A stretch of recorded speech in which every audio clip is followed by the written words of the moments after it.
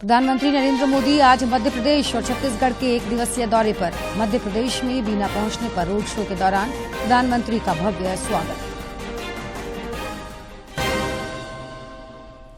रांची और पूर्वी सिंहभूम समेत देश भर में 17 सितंबर को पीएम विश्वकर्मा योजना की होगी लॉन्चिंग। रांची के उपायुक्त ने कारीगरों के पंजीकरण का दिया निर्देश।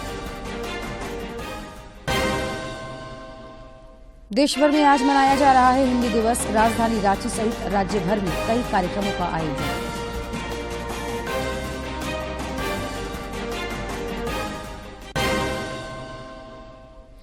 और सब जूनियर बालिका नेशनल फुटबॉल चैंपियनशिप में बंगाल को 1 के मुकाबले 7 गोल से पराजित कर झारखंड ने जमाया कब्जा। कप्तान अनुष्का कुमारी ने लगाई हैट्रिक।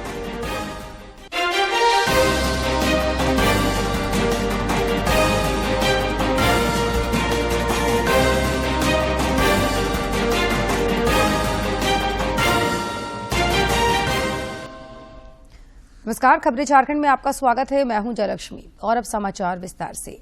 प्रधानमंत्री नरेंद्र मोदी आज मध्य प्रदेश और छत्तीसगढ़ के एक दिवसीय दौरे पर हैं। सबसे पहले मध्य प्रदेश के बीना पहुंचने पर प्रधानमंत्री ने रोड शो किया। प्रधानमंत्री के रोड शो में काफी संख्या में लोग जुटे। बीना में आयोजित समारोह में प्रधानमंत्री ने कई परियोजनाओं की सौगात दी। प्रधानमंत्री इस वक्त एक कार्यक्रम को संबोधित कर रहे हैं। आइए सीधे चलते हैं मध्य प्रदेश के बीना। की विभिन्न बुराइयों के प्रति लोगों को जागरूक किया।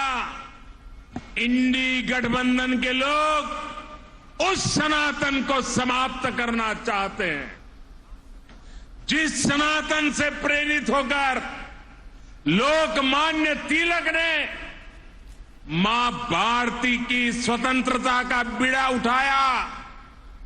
गणेश पूजा को स्वतंत्र आंदोलन से जोड़ा, सार्वजनिक गणेशोत्सव की परंपरा बढ़ाई। आज उसी सनातन को ये इंडी गठबंधन तहस नहस करना चाहता है।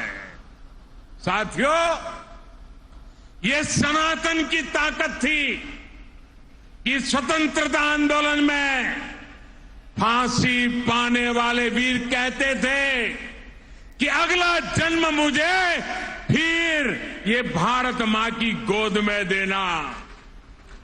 जो सनातन संस्कृति संत रविदास का प्रतिबिंब है, जो सनातन संस्कृति माता शबरी की पहचान है, जो सनातन संस्कृति महर्षि वाल्मीकि का आधार है, जिस सनातन ने हजारों वर्षों से भारत को जोड़े रखा है, ये लोग मिलकर अब उस सनातन को खंड खंड करना चाहते हैं।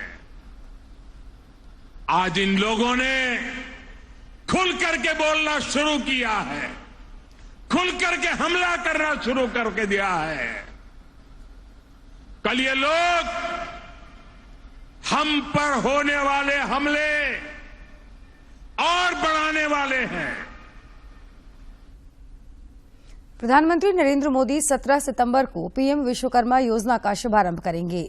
15 अगस्त को लाल किले से इस योजना की घोषणा की थी। क्या है इस योजना में, देखते हैं इस रिपोर्ट के जरिए।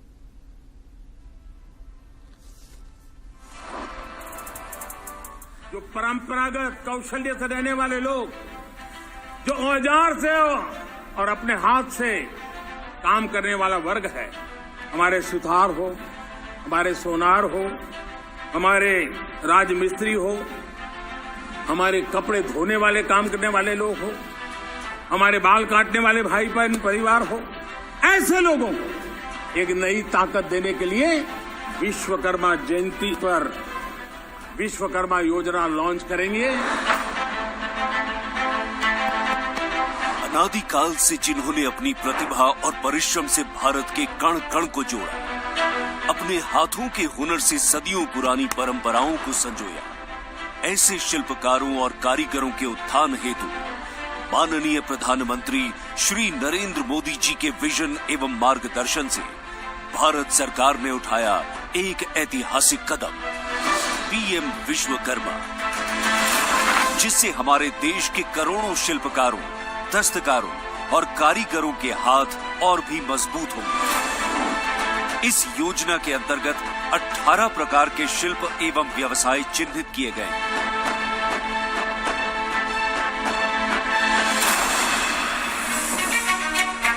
पीएम विश्वकर्मा अपने हाथों और औजारों के बल पर कार्य करने वाले विश्वकर्मा मित्रों को आत्मनिर्भर बनाने और उन्हें विकास की मुख्य धारा के प्रवाह के साथ जोड़ने के लिए कम ब्याज पर आसान ऋण, कौशल वर्धन, विपणन सहायता जैसे लाभ दिए जाएंगे। शिल्पकार एवं कारीगर मित्र अपने मोबाइल नंबर और आधार कार्ड द्वारा अपने नजदीकी कॉमन सेवा केंद्र यानी CSC द्वारा पंजीकरण के लिए आवेदन कर सकते हैं, जो कि आसान और बिल्कुल मुफ्त है। पहले चरण में आपके आवेदन का गांव की पंचायत या शहरी स्थानीय निकाय के अधिकारी द्वारा वेरिफिकेशन किया जाएगा तथा वेटिंग के लिए जिला कार्यान्वयन समिति के पास भेजा जाएगा, जिसमें जिला अधिकारी एवं उद्योग केंद्र के अधिकारी होंगे। इसके बाद हर प्रदेश में बनी स्क्रीनिंग समिति, जिसमें MSME तथा स्थानीय बैंक के अधिकारी होंगे, वेटेड आवेदनों का अनुमोदन करेगी। आवेदन के वेरिफिकेशन, वेटिंग और अनुमोदन पर पंजीकरण की प्रक्रिया पूरी हो जाएगी और विश्वकर्मा मित्रों को इसके लाभ मिलने शुरू हो जाएंगे। सफल पंजीकरण पर विश्वकर्मा मित्रों को एक सर्टिफिकेट तथा ID कार्ड दिया जाएगा, जो विश्वकर्मा मित्रों को पहचान एवं उचित सम्मान दिलाएगा। इसकी अधिक जानकारी के लिए pmvishwakarma.gov.in या अपने नजदीकी कॉमन सेवा केंद्र पर संपर्क करें। दशकों तक नहीं गया जिन पर किसी का ध्यान, अब हर उस वंचित का होगा उत्थान।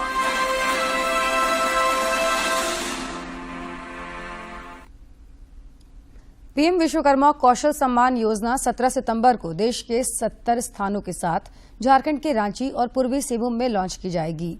इसे लेकर राजधानी रांची के आर्यभट्ट सभागार में आयोजित समारोह में केंद्रीय मंत्री अर्जुन मुंडा और जमशेदपुर में आयोजित कार्यक्रम में केंद्रीय सूचना और प्रसारण राज्य मंत्री एल मुरुगन मौजूद रहेंगे। कार्यक्रम की तैयारी को लेकर रांची के उपायुक्त राहुल कुमार सिन्हा की अध्यक्षता में कल बैठक आयोजित की गई। श्री सिन्हा ने जिले में योग्य कारीगरों को चिन्हित कर उनका पंजीकरण कराकर योजना का लाभ दिलाने का निर्देश दिया।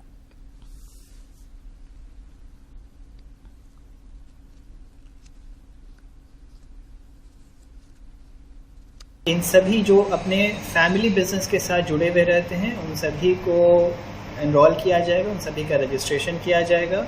मिनिस्ट्री की तरफ से सभी को एक यूनिक आइडेंटिफिकेशन नंबर दिया जाएगा।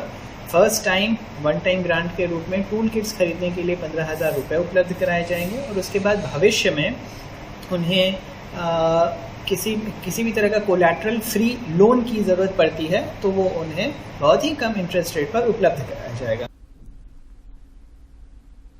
गिरिडीह के लोग भी उत्सुकता से पीएम विश्वकर्मा योजना का इंतजार कर रहे हैं। जिले के डुमरी प्रखंड इलाके में बढ़ई का काम दशकों से कर रहे लोगों को इस योजना से उम्मीद की एक नई किरण जगी है। गिरिडीह के डुमरी प्रखंड में बढ़ई का काम करने वाले सिद्धार्थ जैसे दर्जनों बढ़ई समाज के लोगों को पीएम विश्वकर्मा योजना का इंतजार है।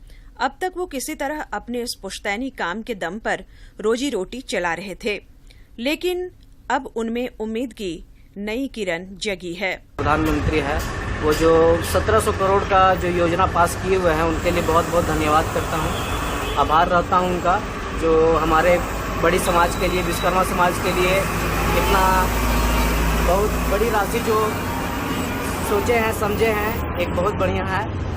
सिद्धार्थ की तरह ही इस दुकान में अपना पसीना बहा रहे इन कामगारों को भी लगता है कि उनके हुनर और मेहनत को अब एक अलग मंजिल मिलेगी। इस योजना से उन्हें प्रशिक्षण मिलेगा और कम ब्याज दर पर लोन मिलने से साहूकारों से मुक्ति मिलेगी। सरकार यही चाहता कि बहुत बढ़िया धर्मार्थ योजना चालू करें, सबके लाभ, बड़ी समाज में जरा सबके लाभ होगा, फायदा होगा। मोदी जी हम लोग नेतृत्व में कर रहे हैं 17 तारीख को, उनसे धन्यवाद करते हैं। प्रधानमंत्री योजना विश्वकर्मा योजना के तहत जो भी हम लोग का योजना किए हैं उसमें हम लोग उन पर खुशी जाहिर कर रहा हूँ अगर इसका योजना का कुछ लाभ मिले तो हम लोग को बहुत ज़्यादा सहूलियत होगा। भगवान विश्वकर्मा की जयंती के मौके पर प्रधानमंत्री नरेंद्र मोदी विश्वकर्मा समाज के उत्थान के लिए सैकड़ों करोड़ रुपए की योजना शुरू कर रहे हैं। गिरिडीह के लोगों को उम्मीद है कि केंद्र सरकार की इस कल्याणकारी योजना से उन लोगों के जीवन स्तर में सुधार होगा और उनके आत्मनिर्भर बनने की राह तैयार होगी। गिरिडीह से रमेश प्रभाकर की रिपोर्ट। खूंटी और रांची के कारीगरों में भी प्रधानमंत्री विश्वकर्मा योजना को लेकर उत्साह है।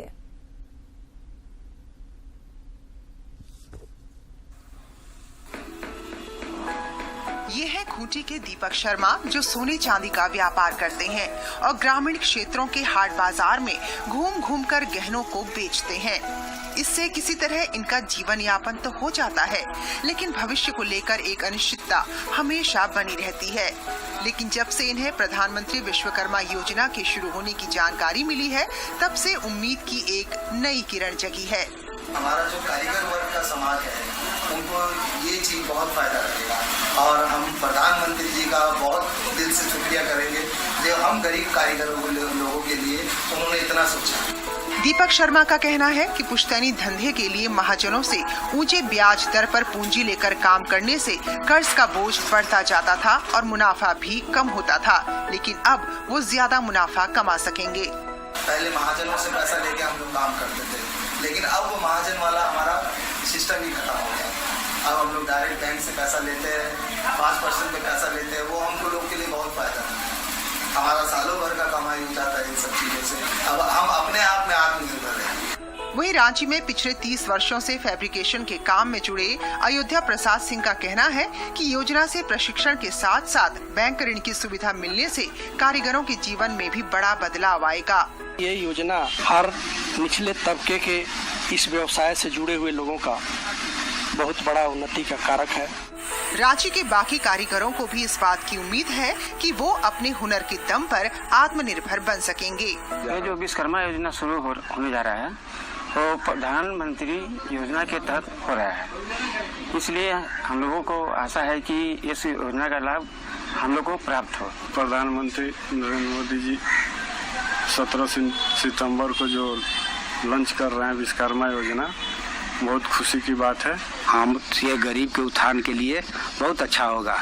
सभी विश्वकर्मा समाज के लिए और भी जो हथकरघे लोग हैं, जो काम करने वाले हैं, हाथ से काम करने वाले, बढ़ई हैं, लोहार हैं, ये सब जो है उनके लिए बहुत बड़ा योगदान होगा और उनके लिए अच्छा रहेगा।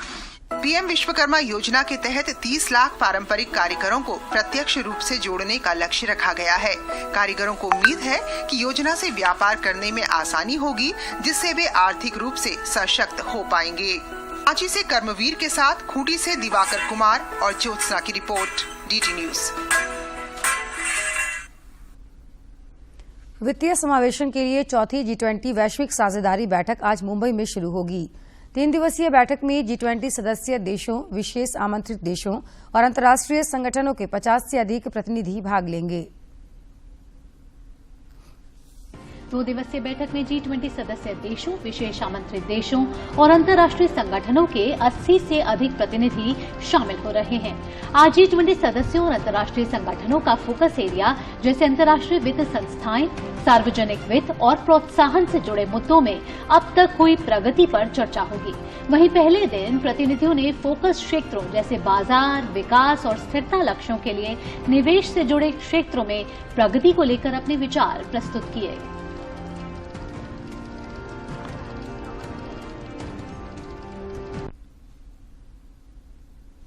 संसद का 5 दिवसीय विशेष सत्र सोमवार से आयोजित किया जाएगा। लोकसभा में विशेष सत्र के पहले दिन संविधान सभा में शुरू हुई 75 साल की संसदीय यात्रा, उपलब्धियों और अनुभव पर चर्चा होगी।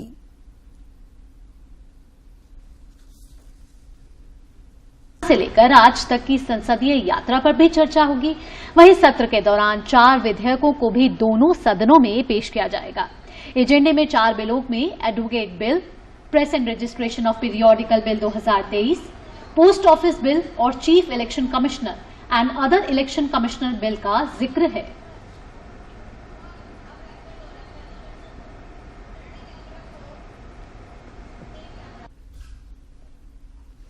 इस बीच संसद सत्र से पहले रविवार को सर्वदलीय बैठक बुलाई गई है। संसदीय कार्य मंत्री प्रहलाद जोशी ने बताया कि संबंधित नेताओं को आमंत्रण पत्र भेज दिया गया है।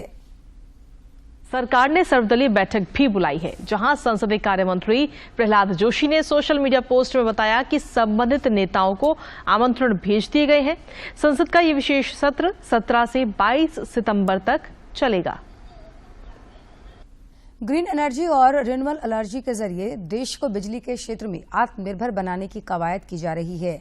इस दिशा में कोडरमा थर्मल पावर प्लांट में भी 10 मेगावाट का ground mounted solar power plant स्थापित किया जा रहा है। कोडरमा थर्मल पावर प्लांट के परियोजना प्रमुख दिलीप कुमार सिंह ने बताया कि 2 मेगावाट सोलर आधारित बिजली उत्पादन की सभी तैयारी पूरी कर ली गई है।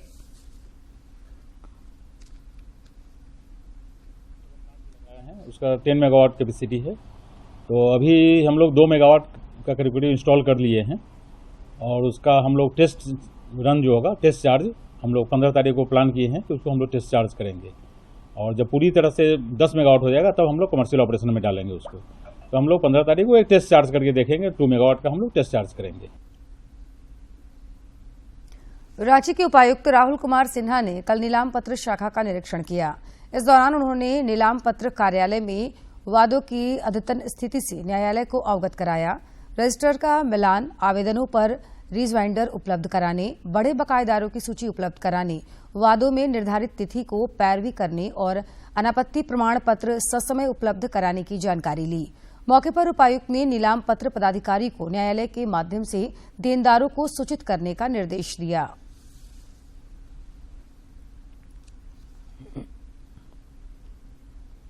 पत्र पदाधिकारी अपने न्यायालय के माध्यम से देनदारों को सूचित करते रहें और उन्हें सारे की सारी राशि वापस करने के लिए लगातार नोटिस करते रहें और अगर एक समय सीमा के बाद भी लोगों के द्वारा कंप्लायंस नहीं किया जाता है तो इस एक्ट के कठोर प्रावधानों के अनुसार फिटको की जब्ती कराते हुए सरकारी राशि की वसूली सुनिश्चित करें।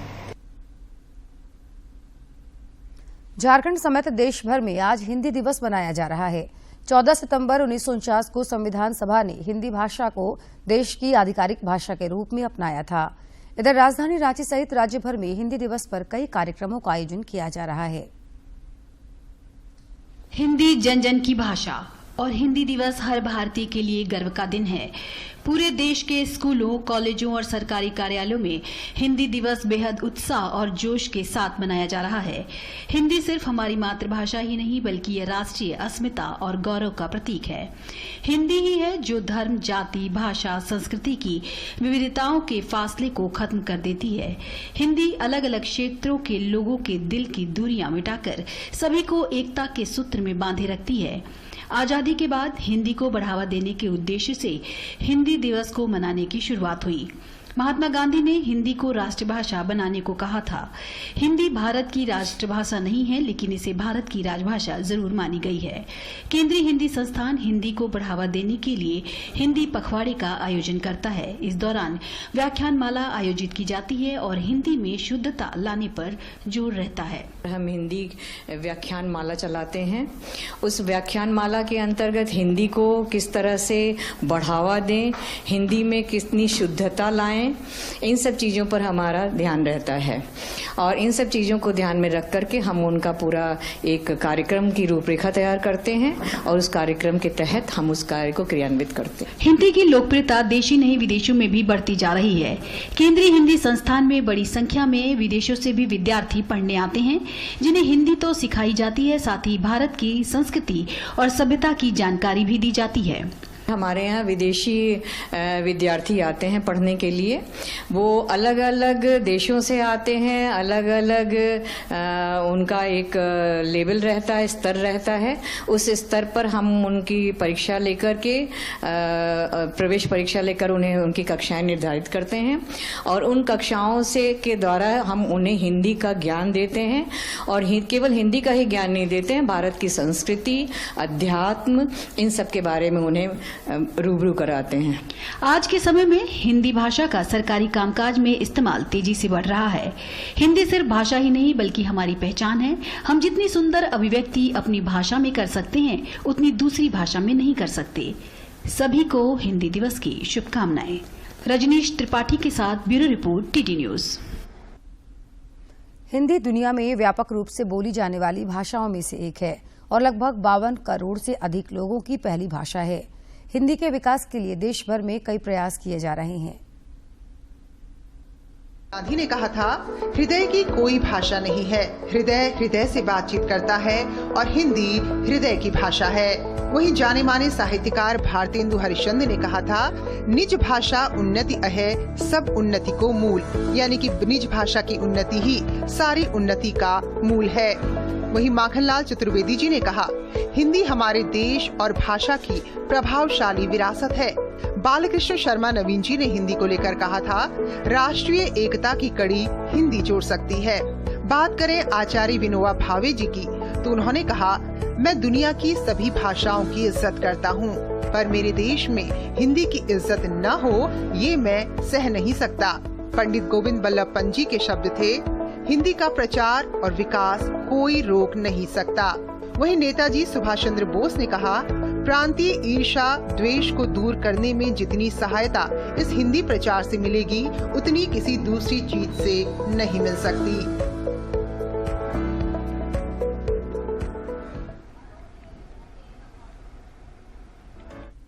प्रधानमंत्री नरेंद्र मोदी ने हिंदी दिवस की शुभकामनाएं दी हैं। राष्ट्रीय एकता और सद्भावना की डोर को निरंतर मजबूत करती रहेगी।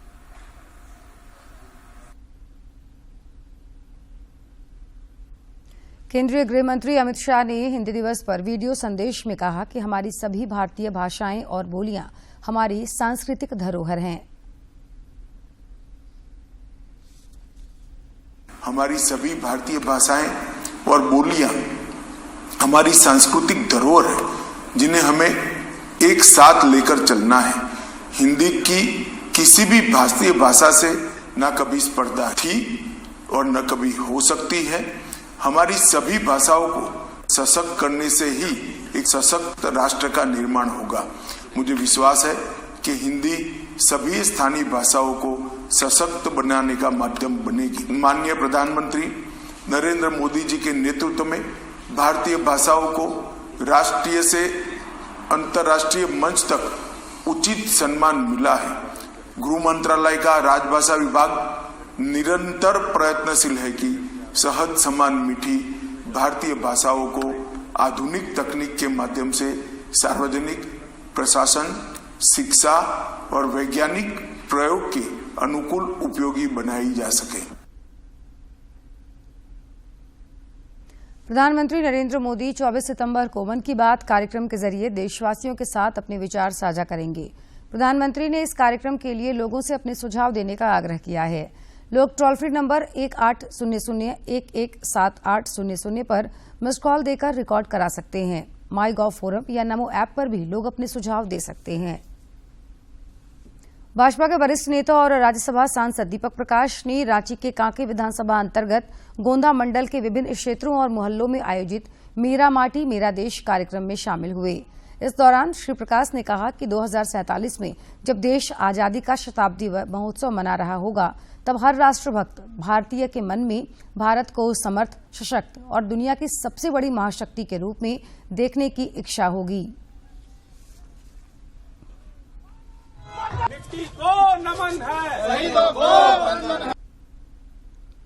राज्य के कई इलाकों में मौसम ने एक बार फिर करवट ली है। रांची स्थित मौसम विज्ञान केंद्र के अनुसार राज्य में 3 दिनों तक बारिश की संभावना है। इसे लेकर येलो अलर्ट जारी किया गया है। अगले 24 घंटे में रांची समेत दक्षिणी झारखंड में कई जगहों पर बारिश होने की संभावना है। राज्य में कई जगहों पर वज्रपात को लेकर मौसम विभाग ने सावधान रहने की अपील की है। विभाग के अनुसार बंगाल की खाड़ी में होने वाले बदलाव के कारण राज्य में बारिश की संभावना है। झारखंड की बेटियों ने शानदार प्रदर्शन करते हुए सब जूनियर नेशनल महिला फुटबॉल टूर्नामेंट का खिताब जीत लिया है। अमृतसर में कल खेले गए फाइनल मैच में झारखंड की टीम ने बंगाल की टीम को 7-1 से पराजित कर चैंपियन बनने का गौरव हासिल किया। झारखंड की ओर से कप्तान अनुष्का कुमारी ने 20वें, 57वें, 65वें, 82वें और 84वें मिनट में कुल 5 गोल दागे। बंगाल की ओर से एकमात्र गोल निशा हल्दर ने 22वें मिनट में किया।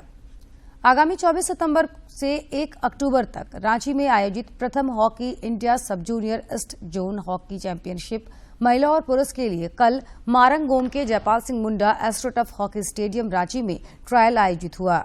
हॉकी झारखंड के लिए आयोजित ट्रायल में 250 से अधिक हॉकी खिलाड़ियों ने हिस्सा लिया।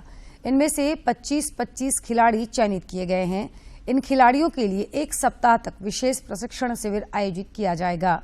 इनमें से बेहतर 18 खिलाड़ियों का चयन झारखंड टीम के लिए किया जाएगा।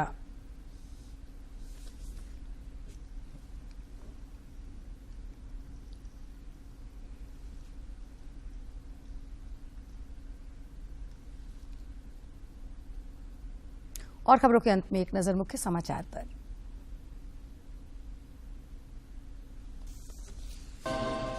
प्रधानमंत्री नरेंद्र मोदी आज मध्य प्रदेश और छत्तीसगढ़ के 1 दिवसीय दौरे पर। मध्य प्रदेश में बीना पहुंचने पर रोड शो के दौरान प्रधानमंत्री का भव्य स्वागत। रांची और पूर्वी सिंहभूम समेत देश भर में 17 सितंबर को पीएम विश्वकर्मा योजना की होगी लॉन्चिंग। रांची के उपायुक्त ने कारीगरों के पंजीकरण का दिया निर्देश। देश भर में आज मनाया जा रहा है हिंदी दिवस। राजधानी रांची सहित राज्य भर में कई कार्यक्रमों का आयोजन।